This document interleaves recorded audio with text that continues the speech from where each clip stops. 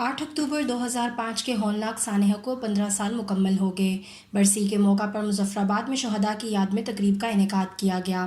8 اکتوبر 2005 کو ہونے والے زلزلے میں 70,000 سے زائد افراد لقمہ اجل جبکہ 1 لاکھ سے زائد افراد زخمی ہوئے تھے۔ 15ویں برسی کے موقع پر شہداء کی یاد میں خورشید حسن خورشید اسٹیڈیم میں تقریب کا انعقاد کیا گیا۔ تقریب میں وزیر اعظم آزاد کشمیر، وزراء حکومت سمیت مختلف مکتبہ فکر سے تعلق رکھنے والے افراد نے شرکت کی۔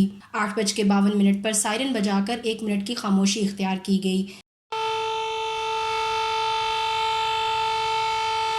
وزیر اعظم آزاد کشمیر نے شہداء کی یادگار پر پھولوں کی چادر چڑھائی اور شہداء کے درجات کی بلندی کے لیے فاتح خوانی بھی کی، جبکہ پولیس کے چاق و چوبند دستے کی جانب سے شہداء کو سلامی پیش کی گئی۔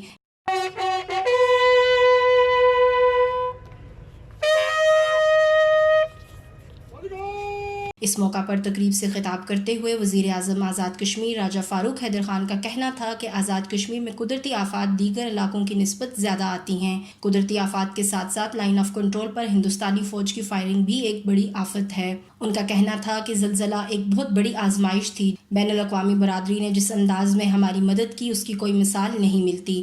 پاکستانی عوام اور حکومت بالخصوص افواج پاکستان نے کشمیریوں سے محبت کی لازوال داستان رقم کی ہے۔ پاکستان نے جس طرح ہمارے زخموں پر مرہم رکھا وہ کبھی نہیں بھولیں گے۔ مظفرآباد کے علاوہ آزاد کشمیر کے دیگر تمام اضلاع میں 8 اکتوبر کے حوالے سے مختلف تقریبات کا انعقاد کیا گیا۔